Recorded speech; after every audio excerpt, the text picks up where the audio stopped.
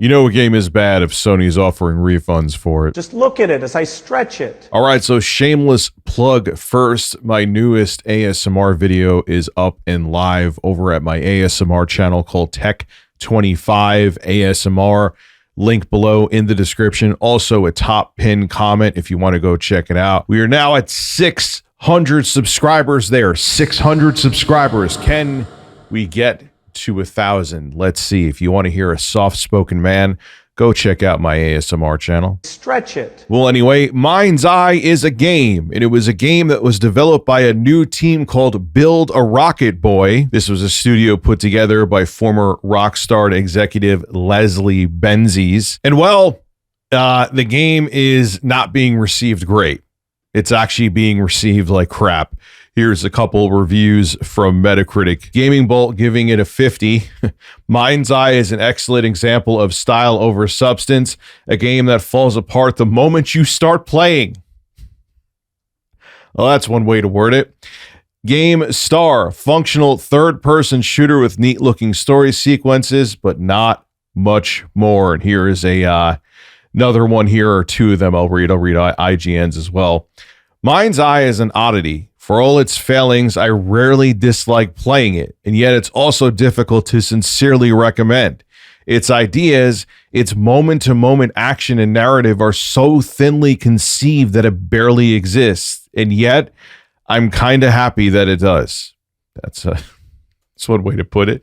And IGN had to say, when its performance is stable and you're explosively blasting through robots, MindsEye can masquerade as a serviceable action shooter for a few minutes at a time. Its near future setting and driving feel also impress.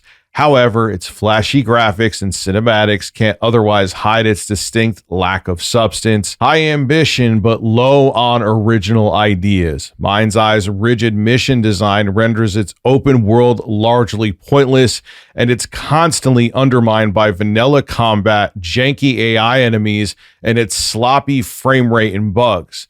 Throw in some insultingly unfinished free roaming component, and it's clear it was simply not ready to be released. If you had your sights on MindsEye, think again. Now, Sony, as you know, is not like Steam and Microsoft. Their return policy is better than Nintendo's on the eShop, whereas as soon as you purchase something from the eShop, it's yours. Even if by some chance you made a mistake, it doesn't matter. Enjoy whatever game that you accidentally purchased from the eShop, because Nintendo's never giving you back your money. There have been some exceptional circumstances, but there is no return policy over at Nintendo. But Sony is not that much better. At least you could buy something from Sony. So long as you don't download one bit of data from that game, you have a time period that you could return it. But they're strict about it as well.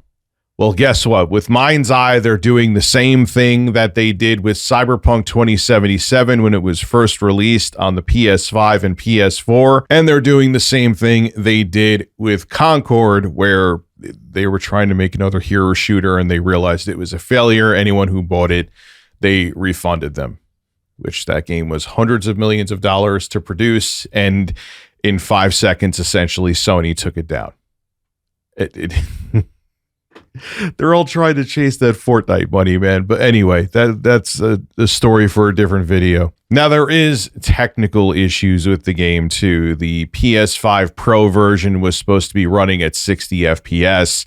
It doesn't hit that. There's also other frame rate and performance issues, but Build a Rocket Boy has said they're going to come out and fix all these, and they're looking to put out another patch for the game. Now, as you're seeing here, people on Reddit are posting, look, Sony is not giving any issue or flack for trying to get a refund on MindsEye. Here's an example. They're showing them talking to PlayStation support. Now, the last time they did this was with Cyberpunk 2077. Now, MindsEye is still on the store as of me making this video, the PlayStation Store, but they pulled Cyberpunk 2077 when it first came out. That's how bad a shape it was in. They gave refunds and pulled a CD Projekt Red game from the store. Now, this game is beloved, and it just got launched with the Nintendo Switch. Man, how times change, huh? Now, Leslie Benzies, who is the head of Build a Rocket Boys, this new studio, he used to be the president of Rockstar Games. So there's a lot of people out there that are fans of him, and they think there's a conspiracy of companies trying to screw over Build a Rocket Boy and put out negative press about the game. I've seen some people talking about it and playing it, and it just seems like the game is a broken mess that doesn't really have that much value to it. This is why, though, Sony and Nintendo, you need to do what Microsoft and also Steam do. You want the consumer to embrace digital distribution. You have to give them options, man. I mean, for Christ's sake, there are some games on Steam where there was nothing wrong with it. The game just wasn't my cup of tea, and I got a return on it. And you could tell them, like, I don't like the game. That's it. So long as it's 2 weeks or less, under 2 weeks that you've owned the game on Steam, and you've played less than 2 hours, you could get a refund within 2 weeks, a full refund. And it could run fine on your computer. You could just think the game sucks. This is why this needs to be an option, because when there's another MindsEye that comes out in the future, and maybe Sony isn't willing to give refunds on it, they think the game, even though it doesn't run great, it runs acceptable, then what? When you have a physical good, granted, games have kind of been an exception to this, but I didn't agree when physical games weren't allowed to be returned either. But in most cases, if I buy, I don't know, something from Amazon, okay, even if I open it, I try it and I use it and I don't like it, or I think something's wrong with it, I could return it. Games, it's not like that, especially digital distribution. And even though people are buying games in droves digitally, they would feel more comfortable knowing that they could get a damn refund if something goes wrong, like with MindsEye, and they don't have to hope that Sony will step in and do something like they also did with Cyberpunk 2077. Let's keep it real. It shouldn't be newsworthy that Sony is allowing refunds for a game because it's so bad. Not to make this as a shot at Sony, but it kind of is. It's like, hey, this game sucks so much that Sony's allowing you to get a refund and actually being pro-consumer. Whoa, what a big deal. It's newsworthy, and it shouldn't be news. It should just be like, yeah, this game sucks. I don't like it. I want a refund. Steam does it.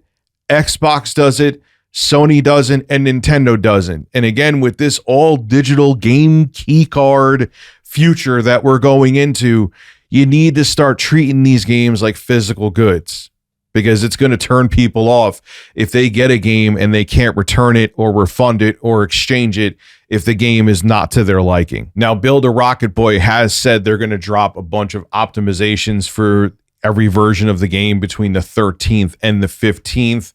They say they're really disappointed that people aren't seeing the vision they initially had for the game due to all its issues, but they're working hard on it to fix MindsEye, which they are in CD Projekt Red. We will see if they can survive this. Who knows? Maybe we will, a year from now, and this will be another No Man's Sky. That's another game, just like Cyberpunk, that started out as a complete disaster, and now it's another video game industry darling. Maybe MindsEye will go the same route, but I kind of doubt it. There's nothing special about MindsEye, whereas like Cyberpunk, we saw even under all the jank, there was a decent game there. Same with No Man's Sky. We saw that there was a unique experience. MindsEye is an open world knockoff game with a bunch of bugs. Don't really have too much hope for it. But anyway, not to make this into a PSA, this is why we need return policies with digital games.